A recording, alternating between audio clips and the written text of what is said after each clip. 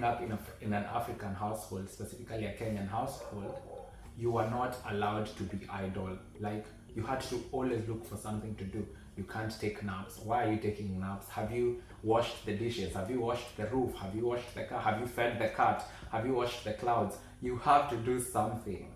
And actually, rest was seen as laziness. And so you had the fear of resting.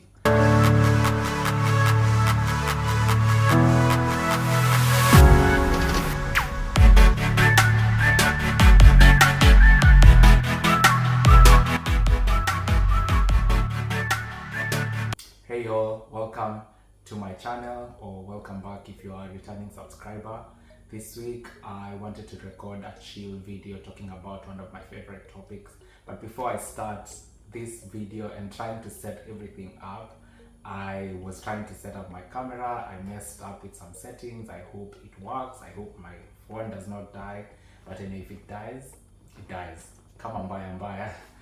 So this week I wanted to talk about reading, which reading is one of my favorite things to do now, which blows my mind, because if you had asked me 5 years ago, well, 5 years ago I will still be reading, but if you had asked me 10 years ago, I would have told you how much I hated reading.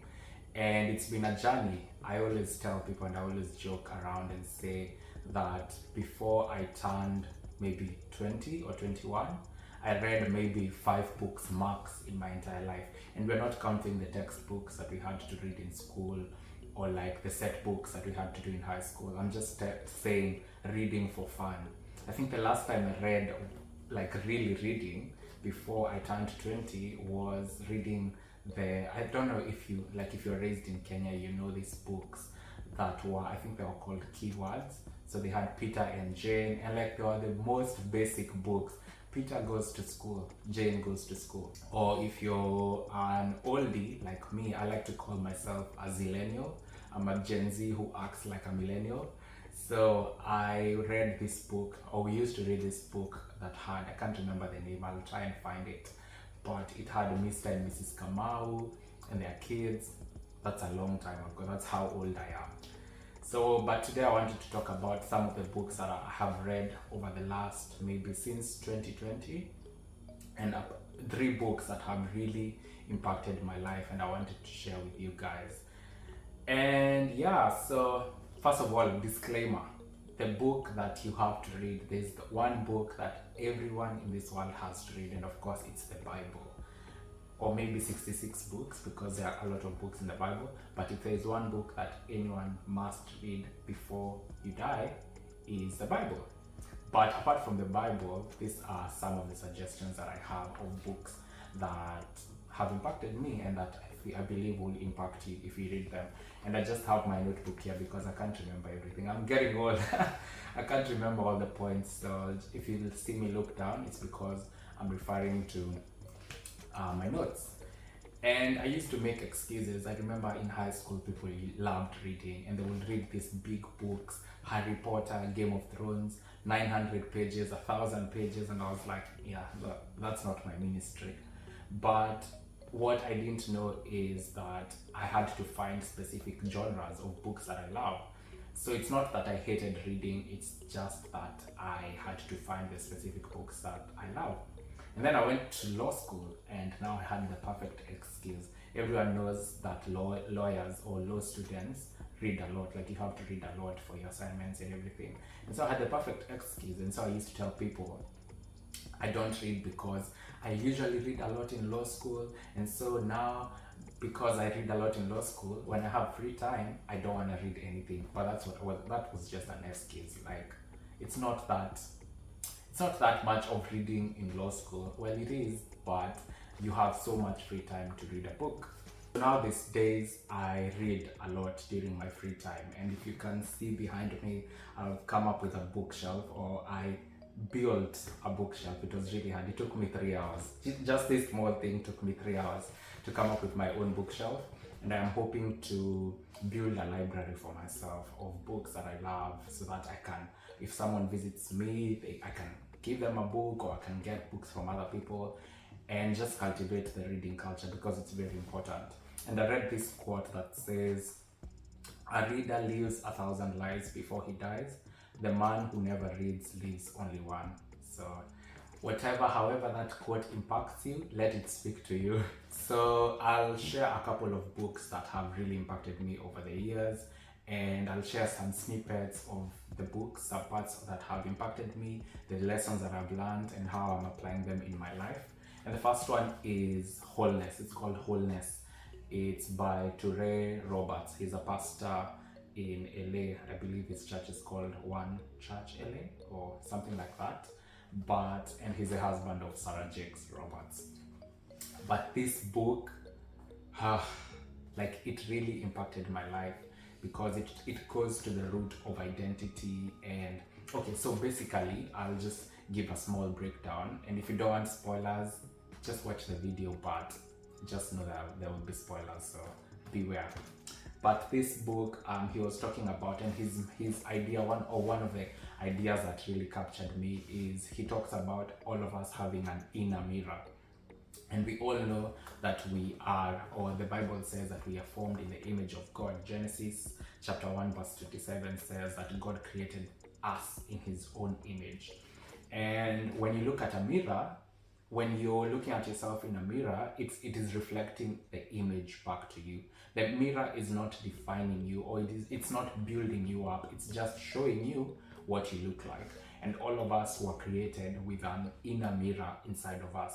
And that mirror was meant to reflect the image of God on us, which is what God did when he created man, and when he created woman, he made us all into the image of God. But as we live through life, there are situations, there are words that are spoken to us, there are mistakes that we did, maybe rejection, abuse, that crack that mirror. So they're like stones which hit our inner mirrors, and the mirror is cracked. And so now when we look at the mirror of our lives, we are seeing a cracked version or a cracked image of ourselves. So it's not the image that God intended when he created us. It's a warped, messed up image, and that's how we live life. And so the image, our mirror was cracked when we were kids, maybe when we were teenagers, now as adults, and then we live like that. And that's how we live our lives, with a messed up, skewed version of the identity that God made us to be. And the whole premise of this book, Wholeness, is that we need to go back to the version that God saw when he created us. God created us, all of us, with a purpose. And our identity is supposed to be rooted in him. And as soon as we take out our identity in him, we are identityless. And we try to place our identity in every other thing, in who we date or who we get into relationship with, in the job that we are in the career that we choose, how much money we have, what sport we enjoy, what we do during our free time. And also where we start getting defined by things like sexuality, like body image, all these other things that become our identity. But our identity was meant to always be rooted in Christ. And as soon as we take that out, our identity is messed up. And I'm going to read a section that in one of the pages, page 57, it says, we all come into this world with at least a crack when we are born, and that's sin. We are all born into sin. Those before us were born into brokenness, and those before them the same.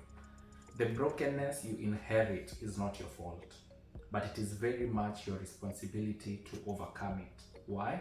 Because if your brokenness is left unchecked, it will steal from you. And I guess that's the whole premise of childhood trauma, that the things that happened in us and to us as children now affect us as adults. And if we do not go back and seek God and go to God, him as the one who gave us the identity, and ask him to make us whole, then we live life being broken. And we usually think, when I have kids, I'm gonna be whole. When I get married, I'm gonna be whole. When I have this job, I'm gonna be whole. But then you're only carrying the messed up version, the broken version of yourself into all these other things. You are the problem. It's not them, it's you. You are the common denominator. And I know that these days most people are talking about the fact that I don't have to deal with my childhood trauma because I'm fine. I have a good job, I have a good relationship, I am making enough money. In fact, I just got promoted at work, so I am cool. So I don't have time to deal with childhood traumas because I'm fine. If I didn't have all these things, then maybe I would have, maybe I would go back and see what happened to me as a child. But what we are not realizing is that most of us, when we do these things, there's an influence, there's an insecurity, there's a hole in us that we are trying to fill. And so maybe you're working hard at your job and you're getting promoted and you're successful and you have all this money, but the root of it is your maths teacher from class 1 or from grade 1 who told you that you'll never be anything. And so as a 30-year-old, you're just trying to work hard and put in the hours and overwork yourself because you're trying to prove to that 7-year-old, 8-year-old self that you're actually amounting to anything. Or maybe you got rejected in high school. Most of us will get rejected by girls in high school. But so now you're in a relationship to prove to yourself that someone did not reject you. You see, I'm fine, I'm good, I am enough because this person has not rejected me. So the way that you're showing up in that relationship is not from the point of wholeness, it is from the point of brokenness. Another chapter in the book that I really love, it's called Two Halves Don't Make a Whole. And in math, we know that half plus half is equals to 1, which is whole. But actually in relationships, for you to have a whole, healthy, God-honoring relationship, you need to have a whole person and to getting married to another whole person, and you're having a whole relationship. But as soon as you think that I'm gonna get into this relationship, I am at a 50%. Like, I don't have to do all the work. There are parts of me that I don't have to go back and seek therapy and pray and seek godly counsel and read the word to heal. And so I'm just gonna get to this person, and the insecurity, the fear, the trauma, the baggage that I'm carrying, I'm just gonna bring it into the relationship. And I had someone say that, I can't remember who, but he was saying that there are rarely new relationship problems. It's not that you get into a relationship and this relationship brings out new problems. It's that the man came with the problems from them being single, dragged them into the relationship. The woman came with her own problems while being a single person, drag them into the relationship, and now you have relationship problems, but these problems stem from you being single.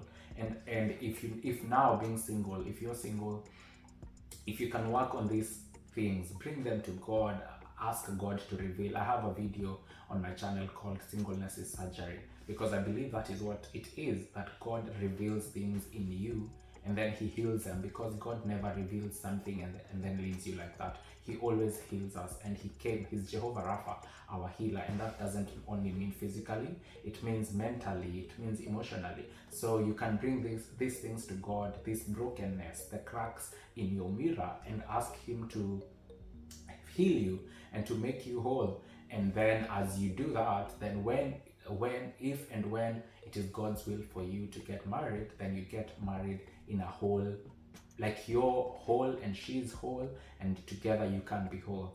Doesn't mean that the marriage is gonna be perfect, but at least you're not carrying and you're not dragging all this baggage from your singleness, from your teenhood, from your childhood, teenage years into the relationship. The second book that I would recommend for everyone to read at least once in their lifetime is this, The Ruthless Elimination of Hurry: How to Stay Emotionally Healthy and Spiritually Alive in the Chaos of the Modern World, by John McCormack. First of all, I feel like John McCormack is my mentor and my best friend in my head. Like, he's very chill, introverted like me. So that's side note. And we always hear, don't judge the book by its cover, but I'm sorry, I judged this book by its cover. As soon as I saw it, I was like, well, first of all, it's very minimal. It doesn't have its picture. Like, you know, the normal books that we see, they have the pictures of the authors. And I was like, wow, first of all, it's a red book. Who doesn't need a red book in their bookshelf? But I believe that this is such an important book for our generation, for our fast-paced, go generation. And in the book, he's talking about how we live in our fast world. Everything is fast. We have 1 minute popcorns. We can by in the click of a button, we can order something from China to us, and it will come in a week. I feel hungry now, I can order KFC and they deliver it within 15 minutes. That's our world. And it's not that it's bad, but there's rarely time to stop and to chill, to breathe in, to breathe out. And growing up in an African household, specifically a Kenyan household, you were not allowed to be idle. Like, you had to always look for something to do. You can't take naps. Why are you taking naps? Have you washed the dishes? Have you washed the roof? Have you washed the car? Have you fed the cat? Have you washed the clouds? You have to do something. And actually, rest was seen as laziness. And so you had the fear of resting. Because if you're seen resting, you're like, your parents are like, have you done everything else? Why are you resting? And we still need you to go to the farm and feed the animals. You have to do something. And so growing up, that is what I thought, and that is what I believed. You have to always be doing something for you to be productive. That you slowing down, you resting is laziness. But I like that, first of all, the font is really amazing. But I like that he started with Matthew chapter 11, verse 28 to 30, where it says that, come to me, all you who are weary and burdened, and I will give you rest. Rest, keyword rest. Take my yoke upon you and learn from me, for I am gentle and humble in heart, and you'll find rest for your souls. For my yoke is easy and my burden is light. So I'll ask you a few questions, think about them, and that will define my review of this book. So when was the last time you slept for 8 hours? Think about it. When was the last time you intentionally took a breath? Like, I know you're breathing right now, of course. If you're alive, you're breathing. But when is the last time you stopped and took a breath for 3 seconds and exhaled for 6 seconds? When was the last time, if ever? A lot of us, like, before I read this book, the last time I had done that, I think, was in PE when I was in primary school, where we used to do breathe in, out. Well, when was the last time you drove at the correct speed limit? If the speed limit is 60 kilometers per hour, you did not drive to 65, 62, 61, you drove at 60. When was the last time you joined the slow lane as you're driving? Slowly by slowly, we have become human doings and not human beings. Our whole existence has become more about surviving and not really living or thriving in our lives. And there's a singer, a Christian gospel artist called David Dunn, and in one of his songs called Spend a Life, he says that there's no one in their deathbed who says, I didn't work enough, or there's no one who says, I hugged my kids too much. We are always, at the end of life, people look back at their lives and they're like, oh, I wish I had taken a rest. I wish I had traveled more. I wish I had spent more time with my family. I wish I had spent more time with my kids. I wish I had been intentional in church. And the late Dr. Lois Evans, may her soul rest in peace, used to say, stop and smell the roses. Live life. Stop rushing everywhere. There's so much life to be lived. But sometimes recently it happened to me. I usually take the same route to work, and I have taken it for about an year now. But there's this one building that I have never seen. I use that route when I'm going to work, and the same route when I'm going back home. And I'm always walking fast. I have my earpods on. Sometimes I'm on my phone trying to cross the road, trying to look at something, smiling or laughing at a meme that I'm seeing while walking. I'm trying to get to work really fast.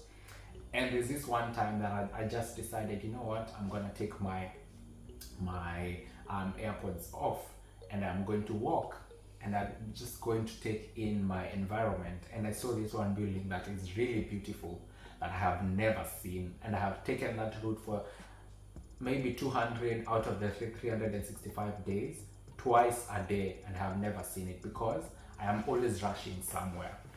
And there's a key thing that he says that, and this will impact you. It impacted me, it shocked me. I was like, so the average phone user touches their phone 2,617 times a day. And I'm sure that that is talking about iPhone users, because us Android users were more holy. So anyway, that if you read only 15 minutes a day, you could read anywhere between 10 to 12 books in 1 year. If the hour that you use for TV, or the hour that you watch TV before bed, if you could use that hour to read, you could read the entire Bible in 6 months. And he's talking about that the average American spends 705 hours a year on social media, 2,737.5 hours on TV. I mean, where do we have all this time to do this? Like, sometimes I feel like my life is waking up, showering, going to work, spend 8 hours at work, come back home, make dinner, sleep. The same cycle, Monday to Friday. On Saturday I'm so tired, I wake up, my day just goes like that. So where do we have this time? And the solution is not getting more time, because even if we were given 30 hours, if God decided, you know what, 24 hours is not enough for these guys, let me give them 30 hours, we'll still find a way to add things to those 30 hours. We won't be resting for the 30 hours. I mean, God gave us a whole day, Sunday, a Sabbath, to rest. But what do? We just use it as the extra day to do everything that we have not done from Monday to Friday. We put it in Sunday, and that is our way of compensating for everything that we have not done. So even the one day that God gave us to rest, to chill, to meditate, to take on his goodness, we have turned it into, some of us, a work day. There's a Japanese theologian called Kazuki Koyama, and I hope I haven't butchered his name, but he says that while Jesus was on earth, that he moved 3 miles per hour. The fastest that Jesus moved was when he was on a donkey during Palm Sunday. And if you can think about Jesus's life for real, Jesus walked everywhere. He had time to tell Zacchaeus to come down from the sycamore tree. He had time to talk to the woman at the well. He had time to let the woman with the issue of blood touch the hem of his garment. He had time to wash the feet of his disciples. He had time to nap during a storm. He had time to raise Lazarus from the dead. He had time to raise Jairus' daughter. He had time to interact with people. Like, where did Jesus get all this time? And yet, we know that Jesus only did ministry for 3 years. So all these things, and in fact, John chapter 21 verse 25 says that Jesus did many things well. But every one of the things that Jesus did was written, the Bible will not even have enough books to capture everything that Jesus did. And yet, Jesus did all these things in 3 years, while moving 3 miles per hour. I mean, what is the excuse that we have? We say we are Christians because we desire to be like Christ. And if Christ rested, if Christ had time to nap, to take time to nap during a storm, if Christ had time to pray and to give himself to prayer, if Christ had time to see people, to love God with all his heart, all his soul, all his mind, all his strength, and to love people as he loved himself, then clearly there's something we're missing if we are not taking the time to live as Christ lived. And the Bible says that the enemy came to steal, kill, and comes to steal, kill, and destroy. But Christ has come so that we may have life and have it more abundantly. That Jesus has exceedingly abundantly above what we could ever think of or even imagine.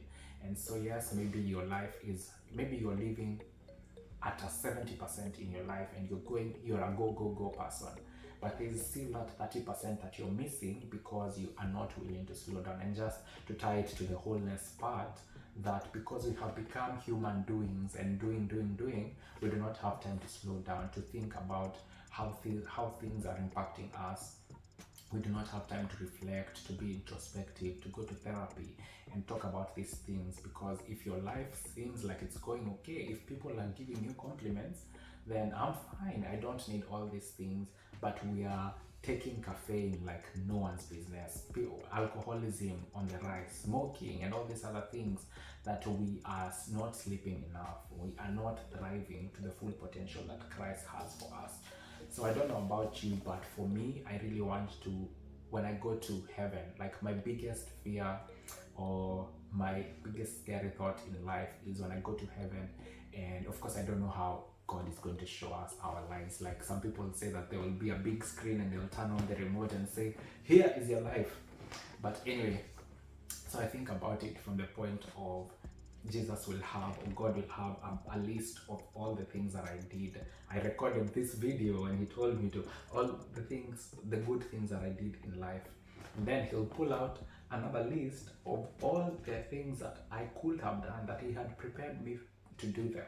His purpose was for me to do all these things, but I did not do them because I gave him excuses. I was busy doing everything else that he has not called me to do, and comparing myself to other people, and being jealous and being envious that I did not actually do what he called me to do. I let other people's opinions define me. I was so afraid. I ignored it. That's scary to me.